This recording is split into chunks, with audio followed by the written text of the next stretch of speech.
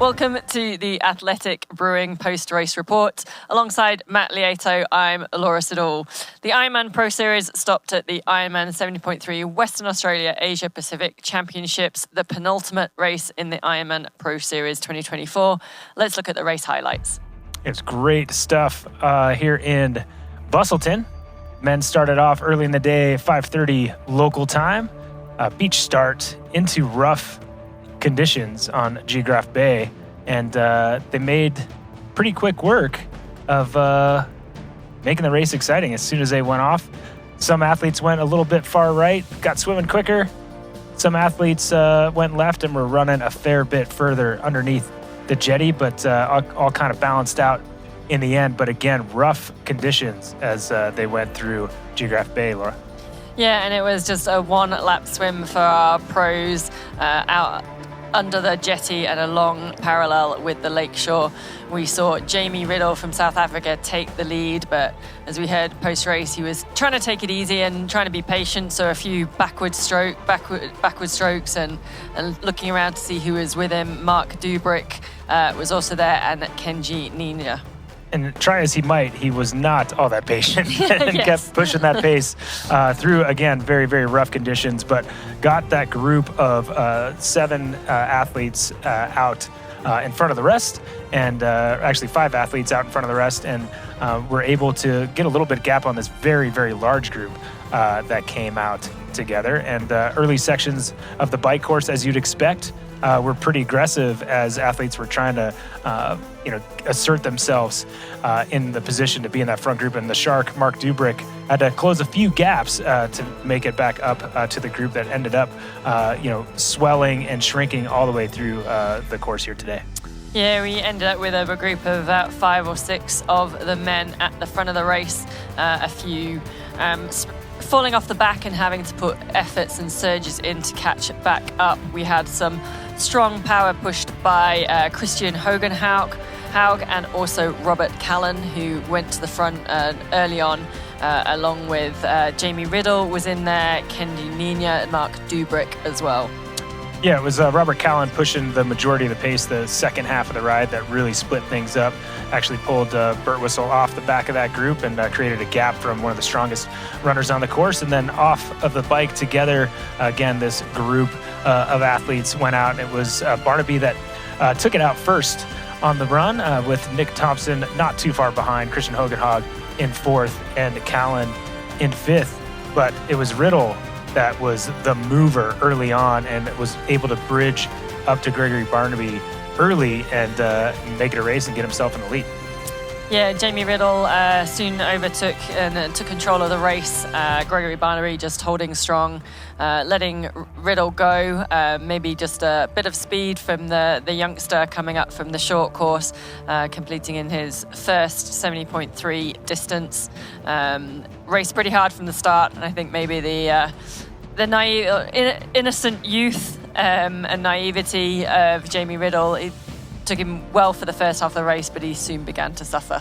Yeah, we saw athletes like Nick Thompson struggle a little bit through the midsection of the run, fall back a little bit, as we saw Riddle also in the front of the race struggling. Jake Burt Whistle was out there, and he was an athlete we thought might have a chance to move his way into the podium, but the gap was just too big. And it was Mark Dubrick who struggled a little bit in transition, but was able to get straight out and onto the feet of some of these other athletes that were pushing the pace early to hold on to 3rd. And then it was Barnaby late in the run that was able to have that iron distance strength to pull back kind of the newer athlete in Riddle over this distance and show his dominance over the 3 disciplines and over all the distances that Ironman and Ironman 70.3 has to offer within the Ironman Pro Series to get himself the lead comfortably so. And man, Riddle was struggling near the end, looking over his shoulder, wondering if Mark Dubrick was going to come get him, but there was just not enough real estate for Dubrick as we saw Barnaby just continue to stomp away late stages of the run.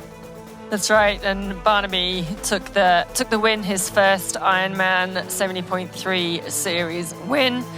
Emotional, not just from taking that win, but also the points he gained towards the Ironman Pro Series. Yeah, very consistent athlete over the season.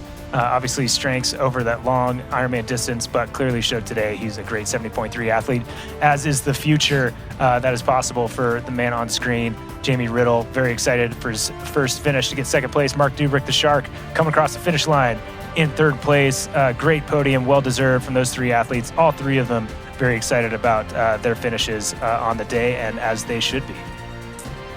And your final standings on the day: Gregory Barnaby in first, Jamie Riddle second, as we saw Dubrick in third, Robert Callan, a very, very strong race to hold on to fourth place. And then we saw Christian Hogenhag fade his way down into eighth place, but strong top 10 across the men's side.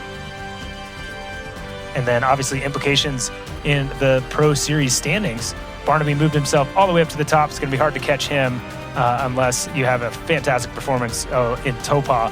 Just a few athletes actually in striking distance of Gregory Barnaby. Christian Hogenhoff moved himself up into third place. Robert Callan moved himself into sixth, and Matthias Peterson moved himself up into seventh. But amazing racing today from the men's side with, again, implications on the Ironman Pro Series. And let's go check out the amazing women's race we had today as well, Laura. So the women started 5 minutes after the men down on the beach at Bustleton on Geograph Bay. Lots of the contenders for the Ironman Pro Series wanting to get another race on the board before they head to the VinFast 70.3 World Championships in Topor. Having watched the men and seeing which way they ran out into the ocean, the women were able to take that short line along with parallel to the jetty as they headed out to the first turn buoy. And rough conditions for the women as well, and spread out pretty quick. With Lotte Wilms and Teresa Adams pushing the pace again in very, very rough conditions, but two athletes that have great experience in those conditions and were able to take advantage of it, but weren't able to spread things out maybe as much as we thought, with a few stragglers close by as we came in off of the Roca swim course. Yeah, that's right. So, as we said, it was Lotte Wilms and from the Netherlands and Teresa Adams from New Zealand showing their open water swim strength, who came out of the Roca swim in first and second place and headed up the run into transition. They'd head out on the bike together with a little bit of a gap over the rest of the women. Yeah, it was Marta Sanchez lost about 22 seconds. Rochelle Hill lost 30 seconds. We could see in transition there was a fair distance of a run. So those athletes took advantage of that, but we still had a lot of Wilms get onto that bike ride first, strap up her shoes, and get ready for what was going to be a long day with Teresa Adams just behind her for most of the day. But early on, it was Marta Sanchez that made a really big effort to bridge up to these two women leading the race and put herself in contention to be a part of a group of three that ended up being stable throughout the day. Yeah, this trio led the way. Said Lotte Wilms doing a lot of the work, sharing a little bit with Teresa Adams, and Marta Sanchez sitting in third. We had Hannah Berry then moved up into fourth and was pretty much riding on her own for most of the day.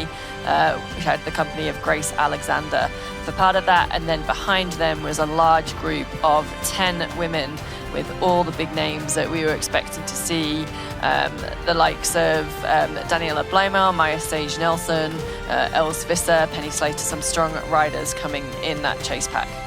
And it was that group of three that got off of the bike first, led by Lotte Wilms with Teresa Adams and Marta Sanchez, and not even quite yet onto the Hoka run course. Marta Sanchez in transition was able to bridge up to Lotte Wilms, and from there on out, it was her race to be in control of. Lotte Wilms certainly fought as much as she could, but Marta Sanchez was just too strong on the day and really never got off that accelerator, Laura. Yeah, and at times looked like maybe it would go the same way as the men's and Jamie Riddle and fading in the second half, but no, Marta Sanchez, after adjusting her timing chip and taking up some nutrition, just looked so good throughout the race, showing she's had a fantastic season so far with some big wins over the Ironman racing, South Africa and Barcelona, and a sixth place in Nice. But behind that, we had a race on our hand with Anna Bergström from Sweden running through the ranks, overtaking up into third, and would, in the last couple of kilometres, catch Lotte Wilms to move into second place. but in a great sporting fashion. It was a lot of whims, even though she fought to the very end, not giving up much time at all to Anna Bergstrom, giving a little bit of a low five and a pat on the back. But that athlete and a lot of whims pushed the pace as much as she could. A lot of Ironman Pro Series points up for grabs. That was the reason she was here. But it was this woman on screen, Anna Bergstrom, that ran through the field, had a great run split. But it was Marta Sanchez to come away with the win here in Busselton at the 70.3 championships here in Western Australia. Yeah, and Marta's big aim of the race, obviously to win, but also to collect her slot for the 70.3 Ironman World Championships in Marbella in Spain next year in her hometown. Anna Bergstrom, we saw in Sweden, came in second, and Lottie Wilms collected some fantastic points in third for her position in the Ironman Pro Series overall standing. So fantastic race by the women, a great podium, some good fast times on the Busselton course. If we look at the final results, we have Marta Sanchez in first place, Anna Bergstrom in second, Lottie Wilms in third, and then coming in fourth, Rochelle Hill, Grace Tech in fifth, Els Visser finishing in sixth, Hannah Berry dropping but to seventh, Daniela Blimel in eighth, Grace Alexander in ninth, and Teresa Adam rounded out the top 10. And the implications of that on our Pro Series standing. So no change at the top with Jackie Herring still in the lead and Kat Matthews in second. Maya Sturge-Nelson, who raced today, but no change. She still holds that third place. Lottie Wilms, however, added the 70.3 to her score, moving up 2 places. Daniela Blimel also was able to move up a slot. Hannah Berry added her 70.3, moving up a place. Els Visser moving up 2 spots. And Penny Slater, with today's result, moved into the top 10. Yeah, amazing stuff, and obviously great implications there for the Ironman Pro Series. The next Ironman Pro Series broadcast will be the VinFast Ironman 70.3 World Championship. The women's race will be on December 14th, with the men's race on December 15th. Watch live for free at proseries.ironman.com, Outside TV, DAZN, L'Equipe Live, and more. This has been the Athletic Brewing Post-Race Report.